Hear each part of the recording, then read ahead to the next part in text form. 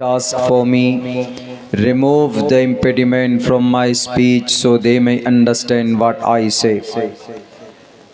Pathama daraka जीवा दियो दिदियन मुजियते तृतीयानन को डलाकार चतुर्तर देव चंद्र का पंचम विनिदु संयुक्ता त्रिशदशो दशवर्षा भार गोविंदे निनग्निकाम एकविंशति वर्षा वा सप्रा वर्षा वाप्नुयात् यथा वायुं समाश्रिते सर्वजीवन्ते जन्तवः तथा ग्रस्तामा वर्तते इतारा शरामा। तशरीफ़ फरमा जनाब सदर जलसा स्टेज पर मुअज़्ज़ज़ उलमाए किराम और इस जलसे के बैनर तले जमा होने वाले हमारे दीनी ईमानी भाइयों, पर्दे में बैठी हुई हमारे समाज के इज़्ज़तदार माँ और बहनों, बहुत मुख्तसर वक्त में दो तीन बातें आप लोगों के सामने पेश करना चाहता हूँ।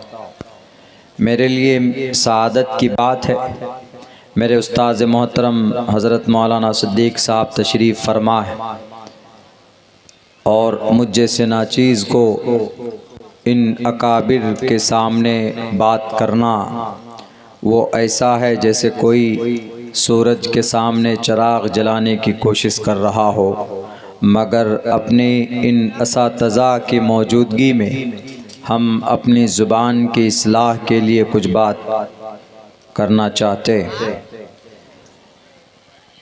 ईमान के बाद इबादत में सबसे पहला फरीज़ा मुसलमानों पर यह है कि वो 24 घंटे में 5 वक्त की नमाज अदा करे। There are 5 pillars of Islam। इस्लाम की बुनियाद 5 चीज़ों पर है। उनमें से first of all to believe in one god, number 1 पर है अल्लाह को एक मानना, अल्लाह के साथ किसी को शरीक न करना।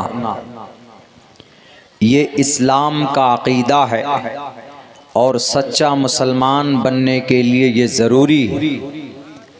अगर कोई मुसलमान अल्लाह को अपना माबूद नहीं मानता है, अल्लाह को अपना मुश्किल कुशा, मुख्तार कुल, शाफिउल अमराज, अवाहिबुल औलाद यानी सर्वशक्तिमान अल्लाह को नहीं मानता है तो फिर वो मुसलमान नहीं है।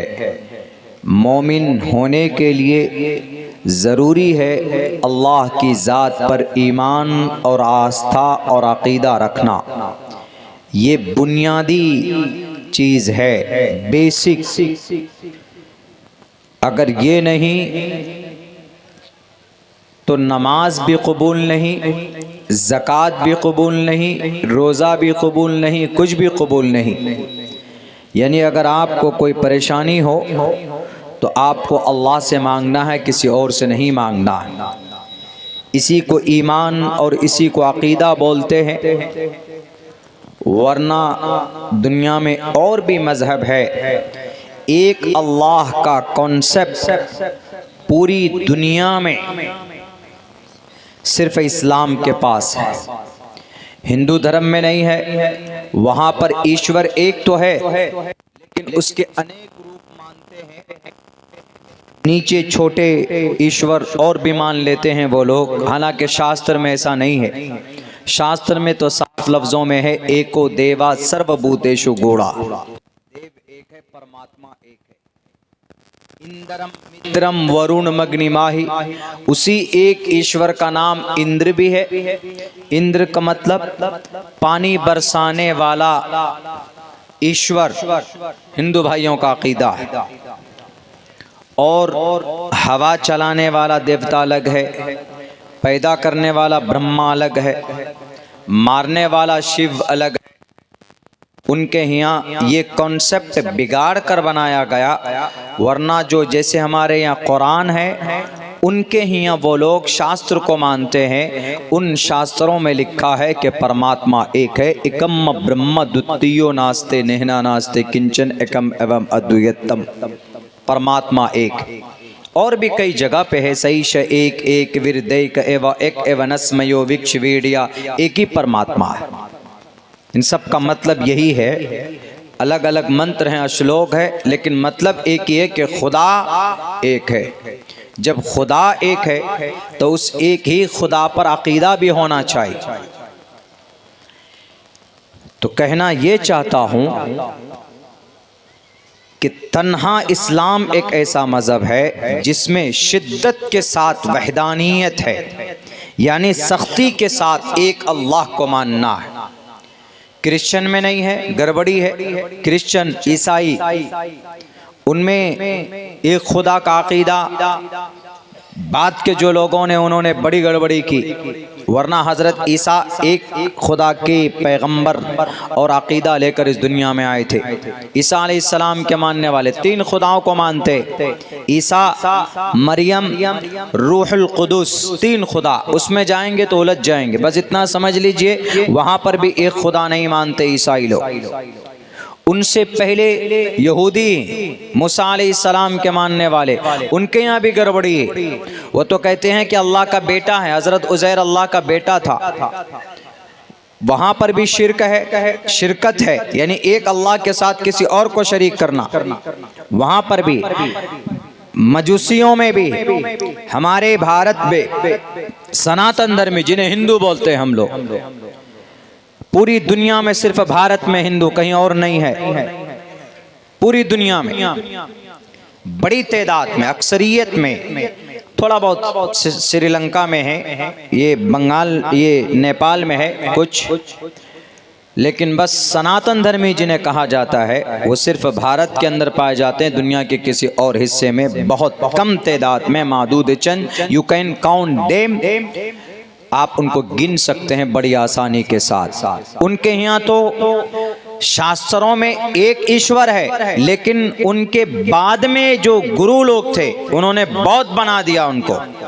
उन्होंने कह दिया पैदा करने वाला खुदा अलग, उसको ब्रह्मा बोलते हैं, पालने वाला खुदा अलग, उसको विष्णु बोलते हैं, मारने वाला खुदा अलग, उनको शिव बोलते हैं, पानी देने वाला इंद्रजीत, उसका बेटा जयंत, उसी का बेटा वो जो जल लेकर भागा था, कहाँ से, झीर सागर से, और जल इसमें जल कुंभ में, यानी एक चुक्की, हमारे यहाँ बोलते हैं एक चुक्की में पानी अमृत लेकर भागा था। 7वें आसमान पर जा रहा था तो पीछे से दानव लोगों ने हमला किया कि कहाँ भागे जा रहे हो, ये जल अमृत हमें दे दो, हम राक्षसों का मुकाबला करेंगे। तो उसी लड़ाई में 12 दिन की लड़ाई हुई थी। तो उसी लड़ाई में जो जल गिरा था वो भारत में 4-5 जगह पे गिरा था।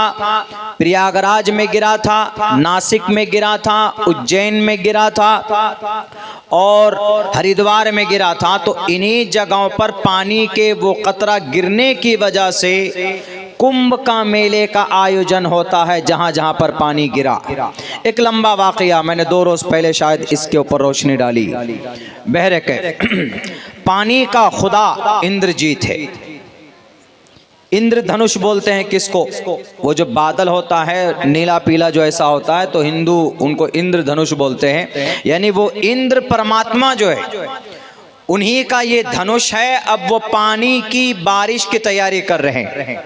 उनको ये किन लोगों ने बनाया, शास्त्र में नहीं है। शास्त्र में, ऋग्वेद में, यजुर्वेद में, सामवेद में, अथर्ववेद में देखेंगे तो एक ही खुदा, एक ही परमात्मा, नाम अलग है। जैसे हमारा अल्लाह है, नाम एक ही है ना, अल्लाह, लेकिन ये अल्लाह की जात एक है, नाम एक ही नहीं है, नाम अनेक है। अल्लाह है लेकिन जात एक है, अल्लाह एक ही है लेकिन नाम अनेक है। फारसी में आदमी खुदा बोलते हैं, उसी एक अल्लाह को बोलते हैं। अर्रहमान बोलते हैं, उसी एक अल्लाह को बोलते हैं। रहीम, उसी एक अल्लाह को बोलते हैं। गफ्फार, जो बहुत ज़्यादा बख्शिश करता है, उसी एक अल्लाह को बोलते हैं। वदूद, बहुत ज़्यादा मोहब्बत और बहुत ज़्यादा नर्म, रऊफुर रहीम, सत्तार, जब्बार, कहार, मुतकब्बिर, मुमिन, मुहैमिन, अजीज, कवी, मोमिन, मुबीन, ये सब अल्लाह का नाम है, उनकी सिफात है, उनके सिफाती नाम है, यानी ये खूबियां अल्लाह में पाई जाती है। तो इसीलिए, लेकिन है एक अल्लाह, अल्लाह एक ही, कुल हुवल्लाहु अहद अल्लाहुस समद लम यलिद वलम यूलद। कोई आदमी कहेगा कि मौलाना अल्लाह तो असल में एक ही है, लेकिन वो जो रहमान है, जो रहम करता है, वो अल्लाह से छोटा वाला अल्लाह है। ऐसा नहीं है इस्लाम में। यही बीमारी है हिंदू धर्म में। हिंदू धर्म में ये कहा गया है कि परमात्मा है एक ही, एकम्मा ब्रह्मा द्वितीयो नास्ति, दूसरा है ही नहीं। लेकिन उस एक परमात्मा के नीचे जो काम करते हैं, जैसे बारिश करने वाला इंद्रजीत है, इंद्रजीत छोटा खुदा हुआ, है तो एक ही परमात्मा, हालांकि ऐसा नहीं है। इसीलिए मैं कहता हूं कि जिद्दत के साथ, सख्ती के साथ वहदानियत पर अगर कोई मजहब है, अगर कोई कौम है, अगर कोई रिलीजन इन इंटायर वर्ल्ड, पूरी दुनिया के अंदर है, तो मजहब इस्लाम है। आज सिख लोग भी पाए जाते हैं ना, सिख लोगों में भी 10 गुरु है जो पगड़ी वाले होते हैं, हालांकि उनका मूल मंत्र पढ़िए, वहां पर भी एक ही देव, एक ओंकारा सतनाम करता भिरुत नरवु नरवीर अकाल मूरत अजवनी से बुंगुर प्रसादी। इसका तर्जमा कीजिएगा तो जो तारीफ, जो सिफत अल्लाह की है, कुल हुवल्लाहु अहद अल्लाहुस समद लम यलिद वलम यूलद, सेम वही मतलब इस मंत्र का है जो सिख लोग पढ़ते हैं, मूल मंत्र उसको बोलते हैं। और सिख लोग 10 गुरु को मानते हैं। सिख लोग एक खुदा को मानते हैं, यानी एक ईश्वर को मानते हैं। उसके बाद 10 गुरु को मानते हैं। पहला गुरु गुरु नानक, उसके बाद गुरु गोविंद सिंह। सिख धर्म की बुनियाद डाली है गुरु नानक ने।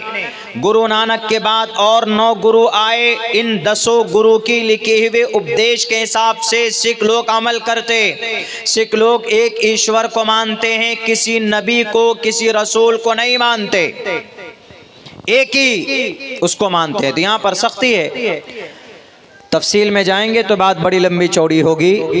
बस इतना कहना चाहता हूँ कि हम मुसलमान हैं, अल्हम्दुलिल्लाह। हमारा यह अक़ीदा है कि अल्लाह एक है। और उस ईमान के बाद दूसरे नंबर पर मुसलमानों को क्या काम करना है? दूसरे नंबर पर मुसलमानों को काम ये करना है कि 24 घंटे में आपको 5 वक्त की नमाज अदा करनी, ये फ़र्ज़ है। जलसा नहीं करेंगे तो भी चलेगा, कोई दूसरा काम नहीं करेंगे तो चलेगा, लेकिन नमाज नहीं पढ़ेंगे तो नहीं चलेगा। अल्लाह सवाल करेगा, अक़ीमुस्सलाह, नमाज कायम कीजिए। और अल्हम्दुलिल्लाह नमाज एक ऐसी इबादत है, मैंने एक मंत्र पढ़ा शुरू में खुतबे के अंदर में, वही पढ़ा, उसी को मैं समझाता हूँ।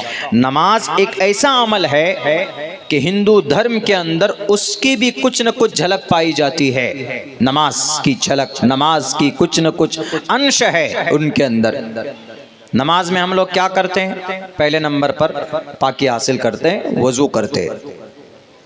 वज़ू के बाद सबसे पहला क्या काम? मस्जिद जाते हैं या अपने मसल्ले पर खड़े होते हैं। सीधा क़याम यानी सीधा खड़ा होना ज़रूरी है नमाज में। किसी की मजबूरी है, नहीं खड़ा हो सकता तो नो प्रॉब्लम, कोई दिक्कत नहीं है, लेकिन खड़ा होना ज़रूरी है। खड़ा होते हैं, कुरान पढ़ते हैं, रुकू करते हैं, सजदा करते हैं, फिर कायदा उला कायदा आखिरा करते हैं। ये सारे अरकान हैं, ये सारी चीज़ें हैं जो कंपलसरी हैं नमाज के अंदर। इसी को कहा गया प्रथमा दारका, प्रथम पहला काम, सीधे खड़े हो जाओ। दियो दिदियन मुझियती, दूसरे नंबर पर झुक जाओ। नमाज में भी रुकू में झुकते। तृतीयानन को डला का, तीसरे नंबर पर कुंडली मार कर बैठ जाओ, यानी कायदा उला करो। अत्तहियात पढ़ते जो हम लोग दूसरी रकात में। चतुर्देव चंद्र का पंचम बिंदु संयुक्ता, चौथे नंबर पर चतुर आदमी की तरह आराम से बैठ जाओ और पांचवें नंबर पर सुकून के साथ अपने इस साधना से बाहर निकलो। यानी हम लोग नमाज से बाहर कब निकलते हैं? अस्सलामु अलैकुम वरहमतुल्लाह, अस्सलामु अलैकुम वरहमतुल्लाह। नमाज में वही सारी चीज होती है जो इस मंत्र के अंदर बताया गया है। और यह मंत्र ऐसे वैसे नहीं है। हमारे भारत के अंदर खुसूसन बिहार में श्री रामचंद्र जी मर्यादा पुरुषोत्तम को सनातन धर्मी मानते हैं।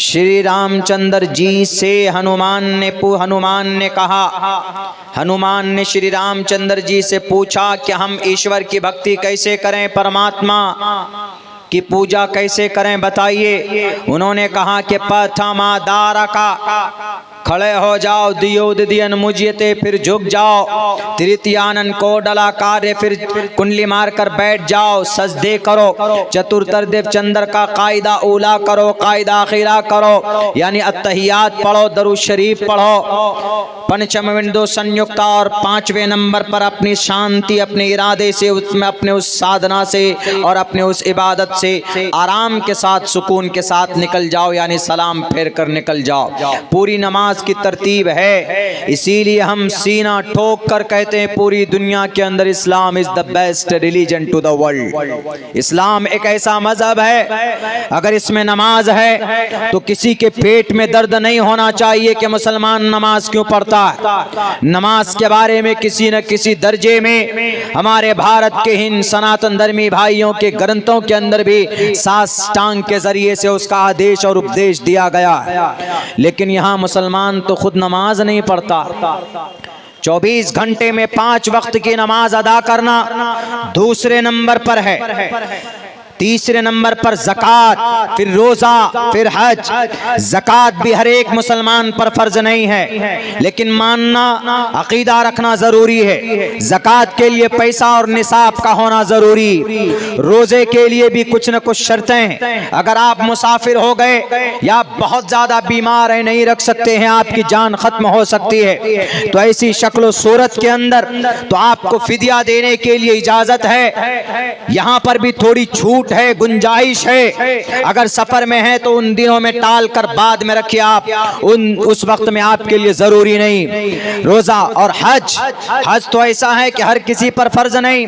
जिस पर पैसा है, जिसके पास दौलत है, वही हज करने जाएगा। हर कोई हज के लिए नहीं जा सकता। लेकिन नमाज एक ऐसा अमल है, मालदार हैं आप, गरीब हैं आप, बीमार हैं आप, जवान हैं आप, बूढ़े हैं आप कोई उद्योगपति हैं, आप कोई मुखिया, मेंबर, एमएलए हैं, आप कोई भी हैं, आप किसी भी एतबार से, मर्द है, औरत है, लड़की है, लड़का है, मालदार है, गरीब है, ताकत वाला है, कमजोर है, मकाम और समाज में कोई बड़ा मकाम और कोई ओहदा नहीं है, इन तमाम सूरतों में नमाज, यू हैव टू ऑफर सलाह 5 times a day। It's a great responsibility for every Muslim on the earth। जमीन पर तमाम मुसलमानों के लिए 5 वक्त की नमाज अदा करना फर्ज और जरूरी। पढ़ता हमारा जवान नमाज, पुष्पा 2 देखने में लगा हुआ है, खेसारी लाल का गाना सुनने में लगा हुआ है। पूछ लीजिए नमाज के बारे में, वजू के बारे में कि वजू में कितने फराइज है, हाउ मेनी फराइज आर देयर इन वजू, नहीं बता पाए। मैंने 3 रोज पहले एक जगह प्रोग्राम था कर्नाटका में, मैंने वहाँ पे उनको कहा था, उस पूरे भरे मजमे में मैंने कहा था कि ज़रा बताओ मेरे नौजवानों, जनाब मोहम्मद रसूलुल्लाह सल्लल्लाहु अलैहि वसल्लम के दादा का क्या नाम है, दादा का। तो मैसेज आया, खबर है अब्दुल मुत्तलिब। हमने कहा कि ये नाम नहीं, ये नाम तो है, असल नाम क्या था अब्दुल मुत्तलिब का, वो बताओ। दादा का रियल नाम अब्दुल मुत्तलिब नहीं है। तो कल मैं इससे चाहता, कल खबर आती है वहाँ से कि मौलाना हम तो तहकीक के इधर उधर, हमें नहीं पता चला, आप ही बता दीजिए। यानी हमें मोहम्मद रसूलुल्लाह के दादा का रियल नाम मालूम नहीं है। पुष्पा 2 ने कितना पैसा कमाया है, फिल्म में कितना पैसा कमाया, ये सब नौजवानों को पता है। कोरेक्स की शीशी कहाँ मिलती है, हमारे नौजवानों को मालूम है। और नेट्रा बैठ के वो टैबलेट कहाँ मिलता, सोल्यूशन कहाँ सूंघना है बैठ करके। उससे बेहतर है कि टॉयलेट और बाथरूम सूंघ लीजिए, सोल्यूशन सूंघने से ज्यादा बेहतर है। क्या समझते हैं आपके भाई? बहुत अच्छा है। जितनी देर तक मुसलमान नशे में रहेगा, ईमानी रूहानियत, ईमान उसके दिल से निकल जाता है। मैं नहीं कह रहा हूं, जुबान मेरी है, बात अल्लाह के नबी अलैहिस्सलातु वस्सलाम की। ला युमिन ला यशरबुल खमर हिन यशरब वहुव मुमिनुन, रवाहुल बुखारी। कुरान करीम के बाद सबसे बड़ी किताब बुखारी शरीफ है, उसकी रिवायत है। नबी पाक अलैहिस्सलाम फरमाते हैं कि अगर कोई मोमिन नशीली पदार्थ का इस्तेमाल करता है, नशे में होता, यानी शराब पीता, कोरेक्स पीता, नेट्रा भेट खाता है और किसी भी तरह से नशा करता, जैसे ही नशा का घोंट अंदर जाएगा तो फौरन, चूंकि वह नापाक है और ईमान पाक है, तो इसलिए जहां नापाकी जाती है ईमान पाक नूर नहीं रह सकता, तो ईमान का नूर निकल जाता है बाहर। जब तक नशे की हालत में होगा उस वक्त तक ईमान का नूर उसके अंदर नहीं होगा। बाज मुफस्सिरीन ने, मुहद्दिसीन ने इस हदीस की यह वजाहत की, अगर नशे की हालत में किसी शराबी की मौत हो जाती है तो चूंकि ईमान तो अंदर था ही नहीं, मर गया, तो कुफ्र की हालत में मरेगा, कभी वो जन्नत में नहीं दाखिल होगा। बहुत से लोगों ने कहा अल्लाह ने जवानी दी है मेरे नौजवानों, शराब पीने के लिए नहीं, कोरेक्स पीने के लिए नहीं, बल्कि अल्लाह ने आपको जवानी दी है, अपनी जिंदगी का सही इस्तेमाल करो, तहजीबदार बनो, सलीक़ेमंद बनो, अपनी जिंदगी का एक गोल सेट करो। दुनिया तुम्हारी कदमों पे होगी। हमें इस बात पर गर्व है कि सीमांचल के लोग पूरी दुनिया के अंदर सबसे ज्यादा मेहनती होते। आप मेहनती हैं, आपके पास सोर्सेस की कमी है मैं जानता हूं, लेकिन मेहनत कीजिए, अपना रास्ता खुद बनाइए। दुनिया की सुपर पावर ताकत को आप झुका सकते। इसराइल को अगर लोहे के चने किसी ने चबवाए, वो इसराइल जिसके पास टेक्नोलॉजी के जदीद हथियार थे, दुनिया के अंदर दूसरी सबसे बड़ी सुपर पावर ताकत अगर कोई थी तो इसराइल थी। इसराइल को अपनी ताकत पर गर्व था। इसराइल के मुल्क के ऊपर कोई एक बंदूक गोली नहीं चला सकता था, एक बम नहीं फेंक सकता था। क्यों? क्योंकि उसके पास आयरन डोम है, यानी अगर कोई उसके मुल्क में मिसाइल दागेगा तो उस आयरन डोम के अंदर ऐसी टेक्नोलॉजी वो हवाओं में उसको ट्रैक करके वहीं पर नष्ट करती है। ऐसी ताकत वाले मुल्क को अगर किसी ने धूल चटाया है तो वह गजा पट्टी के 5000 नौजवान है जिनके सर पर टोपी और दाढ़ी, जिनके सीने में कुरान। इसीलिए जवान हो तो ऐसे हो। हमारा जवान तो आज हर दूसरे दिन तीसरे दिन में मोटरसाइकिल लेकर नौजवान ट्रक के नीचे घुसता है कि नहीं घुसता है। आज खबर आती है कि वहां पर ट्रक के नीचे घुस गया, कल खबर आती है कि वहां पर ट्रक के नीचे घुस गया। ट्रक खड़ा है, पीछे से लाकर ठोक देते हैं। क्यों? पिए हुए होते हैं। और जब शराब आदमी पीता है, अल्लाह के नबी ने क्यों मना किया शराब को पता है? शराब को अल्लाह के नबी ने इसलिए मना किया है कि शराब आदमी के अंदर दाखिल होते ही जो कॉमन सेंस, जो अकल है इंसान की, वो अकल को वो शराब नष्ट कर देती। आदमी सही से फिर बोल भी नहीं पाता है, सही से रास्ता चल भी नहीं पाता है। पहले तो ऐसा होता था ना कि साइकिल में शराब पी कर के आ रहा है हरवा चौक से, जो कि हाट से, वो शराब खाने से, जहाँ से शराब पीता, ताड़ी वगैरह पी के आता है, उसके बाद देखे वो धान के खेत में, गेहूं के खेत में साइकिल घुसा देता था, हाईवे समझकर, वही सड़क समझ करके घुस जाता। साइकिल नीचे, वो ऊपर, वो ऊपर, वो नीचे, साइकिल ऊपर, ऐसा होता था। क्यों?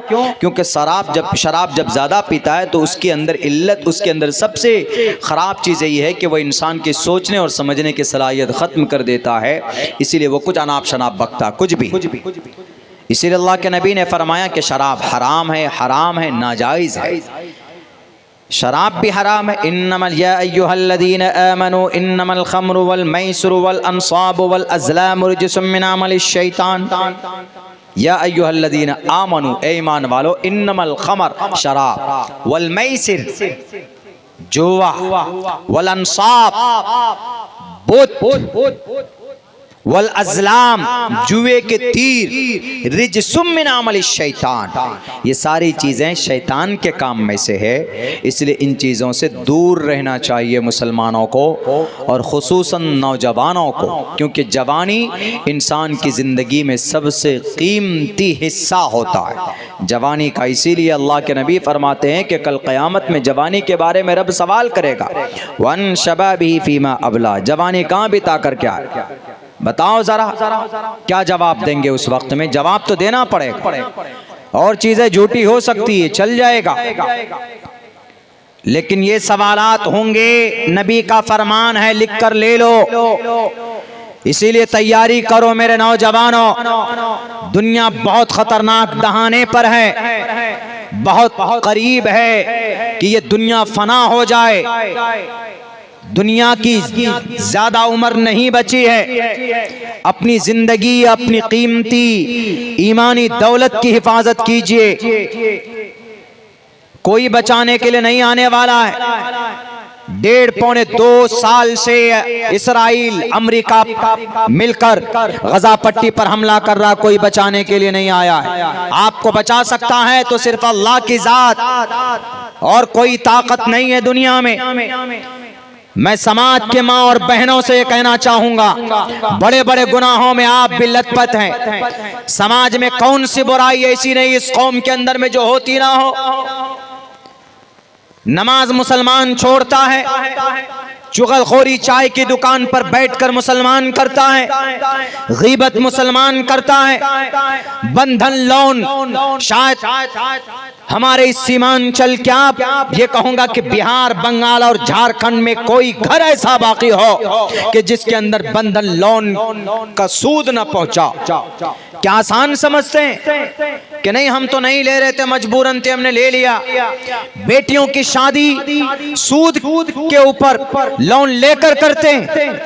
इन्नमल खमरु, अल्लाह के नबी अलैहि खुदा का कुरान कहता है साफ और वाज़ेह लफ्जों में, अहल्लल्लाहुल बैअ व हर्रमर रिबा, सूद हराम है, नाजायज है। जो सूद लेता है, देता है, उन पर भी लानत है। जो गवाह बनता है उस पर भी लानत है। जो लिखता है उस पर भी लानत है। आप कहेंगे कि मौलाना 10% में दे देता है, यानी 50,000 रुपए 60,000 देने होंगे, हमको दे देता है, बड़ी परेशानी से हम बच सकते हैं। 50,000 रुपए कोई बड़ी चीज नहीं है। हमारा नौजवान अगर डेली मजदूरी करेगा तो एक दिन में 500 रुपए कमा सकता है। कम से कम मजदूरी हमारे इस सीमांचल में भी अगर है तो 500 रुपए। अगर डेली 500 रुपए की मजदूरी करोगे तो महीने में 15,000 रुपए की एक बड़ी रकम जमा हो सकती, लेकिन जब करोगे तभी होगा। नबी ने फरमाया सूद लेना जायज नहीं है। अगर तुम्हारे घर में चौखट है और कुछ भी नहीं है खाने के लिए तो उस घर की चौखट को ले जाकर बेच दो, लेकिन तब भी सूद पर पैसे लेकर घर को गुजर बसर करना नाजायज और हराम है। अगर कोई मुसलमान सूद पर पैसा लाकर अपने घर के अंदर अपने बच्चे के मुंह में निवाला डालता तो वो निवाला हराम है। ला यदखुलुल जन्नत जसदुन गुज़िया बिल हराम, नबी फरमाते हैं कि जिस बच्चे पर हराम का एक कतरा गया खून का बना, कल क़यामत में वो जन्नत में वो जिस्म नहीं जा सकता। इसीलिए कुछ भी कीजिए, 1-2 वक्त मत खाइए अगर भूखे, अगर आपके पास नहीं है, लेकिन कम से कम बंधन लोन या कोई भी लोन, सूदी कोई भी कारोबार। आज हैं बड़े बड़े तुर्रम खां 1-1 करोड़ रुपए लेकर बैंक से लाते हैं और 8 से 10% में ब्याज पे लगाते। खुदा के कुरानी आयत को पढ़ो और फिर आलीशान गाड़ियों में घूमते, कहते हैं मुझसे बड़ा कोई पैसा वाला नहीं। रब कहता है फ़इल्लम तफ़अलू फ़अज़नु बिहर्बिन मिनल्लाहि व रसूली। ऐ सूद खाने वालों, ब्याज पर पैसा देने वालों, मेरे रब कहता है, खुदा का कुरान कहता है, अगर अब्दुल्ला सालिम झूठ बोलता है तो मेरी जुबान कैंची से पकड़कर कतर दीजिए। खुदा का कुरान वाज़े लफ्जों में कहता है, ये जितने भी ब्याज खोर सूद खोर हैं, ये जो गरीबों का खून चूसता है। हमारे स्कूल में एक मजदूर आता है काम करने के लिए, वो बोला मौलाना बेटी का रिश्ता तय हो गया, बहुत खुश हो। हमने कहा कि चलिए अल्लाह आसानी का मामला फरमाए। बोलता है कि मौलाना कंडीशन सिर्फ ये है, अपाची और खपाची गाड़ी मांग रहा है। हमने कहा कि अच्छा तो आपने इंतजाम किया? बोला कि कुछ पैसों का इंतजाम तो हो गया है हजरत, 50, 60, 70 हजार तक तो हो गया है गाड़ी का, बाकी जो घटा है। हमने कहा तो? बोला लोन पर, बंधन लोन पर पैसा लिए हैं और फिर उसको खपाची गाड़ी दे रहे हैं उस लड़के को। हमने कहा कि ये तो गलत बात है। बोला कि वो फिर रिश्ता करने के लिए तैयार नहीं है। तो हमने कहा कि आपने लोन ले लिया? बोला हमने तो ले लिया है। हमने कहा चलिए, ले लिया है तो जल्दी कोशिश कीजिएगा, अदा कीजिए, जायज तो नहीं है शरीय एतबार से। आप उनको 60 हजार रुपए दे देते और उनको कहते कि बेटा तुम गाड़ी खपाची मत लो, ये 40, 60, 70 हजार रुपए ले लो, इससे तुम कोई कारोबार कर लो, कोई पान की गुमटी लगा के बैठ जाओ, डेली कम से कम 300 रुपए कमा लोगे, या कोई और कहीं पर चाय की ठेली लगाकर बैठ जाओ तो कम से कम दिन में अगर तुमने 100 कप चाय बेचे तो अगर उसी में तुमने 2-2, 3-3 रुपए बचाए एक चाय के कप में तो बड़ी आसानी के साथ तुम पैसा कमा सकते हो। उन्होंने कहा कि मौलाना बस उसकी एक ही शर्त है कि पहले हमको गाड़ी में पहले खरीदिए तभी आपकी बेटी से रिश्ता करेंगे। हमने कहा चलो अच्छी बात है। 15-20 दिन के बाद आता है, फिर रोता हुआ के बोलता है कि मौलाना मेरी बेटी का रिश्ता टूट गया। हमने कहा कि गाड़ी लिया आपने? बोला गाड़ी लेकर रख दी हमने और रिश्ता तोड़ दिया। हमने कहा फिर कहाँ रिश्ता कर रहा है वो? बोला कि उसको कहीं और पर गाड़ी प्लस कुछ पैसे मिल रहे हैं, यानी अपाची गाड़ी प्लस कुछ और पैसा उनको 10-20 हजार रुपए कैश दिया जा रहा है, जिसकी वजह से मेरा रिश्ता टुकड़ा दिया। जवानों ऐसी जवानी पर लानत है, मर जाओ, ऐसी जिंदगी नहीं चाहिए रब्बे जुल जलाल को। इस अभी सुम्मत के अबू जहल का खात्मा करने वाला दोनों जवान था जिनकी उम्र 13 और 14 साल थी, और आज अपाची गाड़ी लेकर समाज के गरीब मजदूर लोगों को लोन और सूद और ब्याज जैसी मुहलिक गुनाहों के अंदर डाल देते हो। कौन जिम्मेदार होगा? आप जिम्मेदार होंगे, आपकी जवानी जिम्मेदार होगी। मेरे भाइयों, नाजायज और हराम है, इसीलिए ब्याज और सूद लेने और देने वाले सबसे रब कहता है फ़इल्लम तफ़अलू, अगर तुमने सूदी कारोबार को बंद नहीं किया, अगर तुमने ये ब्याज और बंधन लोन का निजाम बंद नहीं किया, रब कहता है फ़अज़नु, आओ मैदान में, बिहर्बिन मिनल्लाहि व रसूलिही। अल्लाह कहता है बिहर्बिन मिनल्लाहि व रसूली, अल्लाह और उसके रसूल से जंग के लिए तैयार हो जाओ अगर तुमने सूद खाना बंद नहीं किया तो। अब बताइए कितनी बड़ी वईद। हम लोग बोलते हैं कि हमारे ऊपर जी मोदी योगी आ गया। उत्तर प्रदेश में गाय का गोश्त, भैंस का गोश्त, अभी तो यहाँ योगी जी की अम्मा काट काट के खाते। गाय योगी की अम्मा है ना, हाँ, तो उसको बहुत आसानी के साथ हमारे सीमांचल में खा लेते हैं लोग। उत्तर प्रदेश में परमिशन नहीं है। उत्तर प्रदेश में अगर किसी के घर में 250 ग्राम गाय का गौ मांस पाया गया, उसके डायरेक्ट टांग में गोली मारने की इजाजत है। टांग में गोली मारो। हालांकि जानवरों की हलाल और जायज जानवरों का गोश्त खाना जायज है। किसमें? मनुस्मृति में, प्रोचितम भक्षण मांसाम वैष्णवम, जंगल के पशु पक्षी प्राणी के भोजन है और जब उनको पवित्र कर कर उनको खाया जा सकता है। पवित्र कर कर कैसे खाया जा सकता है? जैसे आप ज़िबा करते हैं तो आप अल्लाह का नाम लेते, बिस्मिल्लाह अल्लाह अकबर, तब ज़िबा करते तब खाते। ऐसे हिंदू धर्म के अंदर भी है, लेकिन वो इसको जानते नहीं, इसको मानते नहीं। बस योगी जो कह देगा वही होगा, जो लाल बुझक्कर कह देगा, मोदी जो कह देगा वही होगा। हालांकि सबसे बड़े कारोबारी वही हैं। खैर, हम सिर्फ इतना कहना चाहते हैं कि उन्होंने चलो गाय पर पाबंदी लगा दी, नो प्रॉब्लम, नहीं खाएगा मुसलमान तो भी चलेगा। चिकन खाएगा, मटन खाएगा, लेकिन क्या नमाज पर योगी और मोदी ने पाबंदी लगाई? नहीं लगाई। लोन लेने पर उसने मजबूर किया? नहीं किया। तो क्यों लेते हैं लोन? कोरेक्स पीने पर किसी ने मजबूर किया? नहीं किया। क्यों पीते हैं हमारे नौजवान कोरेक्स? मुसलमान खुद अमल के एतबार से गंदा है, कमजोर है। अमल के एतबार से मुसलमानों का किरदार बहुत खराब है। यही वजह है कि अल्लाह तबारक व तआला ने कुर्सी इक़्तिदार पर इन लोगों को बिठाया है। इसराइल को बिठाया, यहूदी को बिठाया, भारत के अंदर लाल बुजक्कर को बिठाया, मिस्टर प्राइम मिनिस्टर को बिठाया। इंसानों की कोई अहमियत नहीं, जानों की अहमियत है। 7,500 करोड़ रुपए खर्च करके कुंभ का मेले का आयोजन कराया गया। 7,500 करोड़, पढ़ लीजिएगा कितने पैसे आवंटित हुए। और यहां पर बेटियों की इज्जत लूटी जाती है। 11,333 करोड़ रुपए पिछले 9 महीने के अंदर साइबर क्राइम के जरिए से पैसे लूटे गए। उनको पकड़ने के लिए कोई पैसा नहीं, कोई इंटेलिजेंस नहीं, कोई रिपोर्ट नहीं और कोई संस्था नहीं, कुछ नहीं। लेकिन वहां पर सिर्फ स्नान करने के लिए हिंदू भाई जो कुंभ के मेले में जाते हैं, उनका मकसद सिर्फ ये होता है। कुंभ के मेला क्यों किया जाता? कुंभ के मेले का चर्चा वेदों में नहीं है, न ऋग्वेद में, न यजुर्वेद में। ऋग्वेद में सिर्फ एक लफ्ज है, कुंभा। कुंभा इंद्रजीत ने तमाम जगहों से पानियों को लाकर इंसानों को दिया और हिमालय पर्वत को कुंभा के तरह तोड़कर, कुंभा का मतलब कच्चे घड़े के तरह तोड़कर पानी लाकर इंसानों को दिया। लफ्ज कुंभा मिलता है, इसका चर्चा नहीं है, लेकिन लोगों के कथाओं में है, तो वो लोग इस पर अमल करते हैं। और उसका मकसद ये होता है कि जो भी गंगा में जाकर डुबकी लगा लेगा उसके सारे गुनाह पाप हो जाएंगे। ये बिल्कुल गलत कॉन्सेप्ट है। अब कोई ये कहे कि मुसलमानों में भी अगर कोई किसी का मर्डर कर देगा, जमीन पर नाजायज कब्जा कर लेगा, बेईमानी करेगा, गाली देगा किसी को और पासपोर्ट बनाकर हज पे चला जाएगा और हज करके आ जाएगा तो सारे गुनाह माफ? बिल्कुल नहीं। किसी की जमीन पर नाजायज कब्जा किया है, हाजी हो कि पाजी हो, एक मर्तबा क्या 10 मर्तबा हज करके आ जाओ।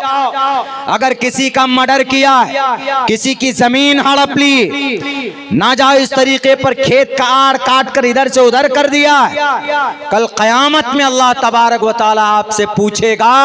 आपसे कल्ला नहीं पूछेगा, बल्कि जिसका आपने मर्डर किया वो आकर गिरबान पकड़ लेगा। जिसकी जमीन आपने हड़प ली आकर फौरन आएगा कि मेरी जमीन दो। दुनिया में तो बड़े पैसे वाले थे, दुनिया में तो बड़ी दौलत वाले थे, आओ आप वहां पर कल कयामत में रब्बे जुल जलाल कहेगा मैं कुछ नहीं कर सकता, तुमने दुनिया के ऊपर उसके ऊपर जुल्म किया था, उसका जितना मुआवजा बनता है दो।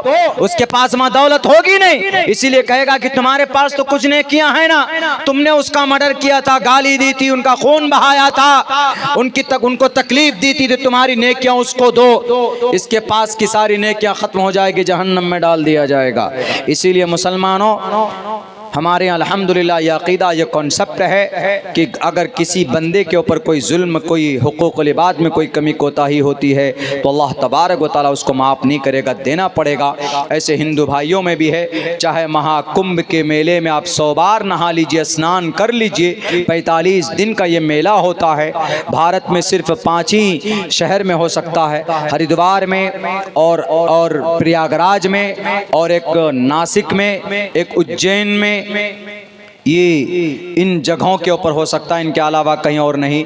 मेरे सनातन धर्मी भाई तक मेरी आवाज़ पहुंचती है तो मैं ये कहूँगा कि आप 100 मरतबा नहा लीजिए। ईश्वर की बातों को नहीं मानेंगे तो ईश्वर भी आपको पुण्य नहीं देगा, इसलिए कि ईश्वर ने साफ लफ्ज़ों में कहा है तस्माच्छास्त्रम परमाणम तिकारिय अकारिय व्यवस्थितो ज्ञात्वा शास्त्र विधानोक्तम कर्म कर्तुम अर्हसि। परमात्मा की कही हुई बातों पर अमल करना करना। जैसे खुदा के कुरान, खुदा की शरीयत की बातों पर हमें अमल करना है, हम तब जाकर सच्चे मुसलमान बनेंगे। ऐसे हिंदू भाइयों के भी उपदेश और आदेश है कि उनको हिंदू ईश्वरीय ईशवानी के मुताबिक ज़िंदगी गुजारनी चाहिए। अल्लाह से दुआ करता हूँ अल्लाह कहने सुनने से ज़्यादा अमल की तौफीक अता फरमाए। और जो बातें कही गई खुसूसन नमाज और शराब और ये लोन के ताल्लुक़ से, इनको छोड़ दीजिए, तौबा कीजिए, नमाज पाबंदी से पढ़िए। जवानों अपनी ज़िंदगी का गोल सेट करो, तालीम हासिल करो। तालीम हासिल करने का ज़माना चला गया है तो छोटा मोटा कोई ना कोई कारोबार करो और माँ बाप के साथ नरमी के साथ बर्ताव करो, नाफरमानी मत करो। इंशाअल्लाह आज नहीं तो कल तुम तरक्की कर सकते हो। अल्लाह तुम्हें दुनिया के अंदर भी खुश रखेगा और कल क़यामत में भी कामयाबी तुम्हारी कदम चूमेगी। बहुत बहुत शुक्रिया। अस्सलामु अलैकुम व रहमतुल्लाहि व बरकातहू। अभी तो ऐलान हुआ ही है।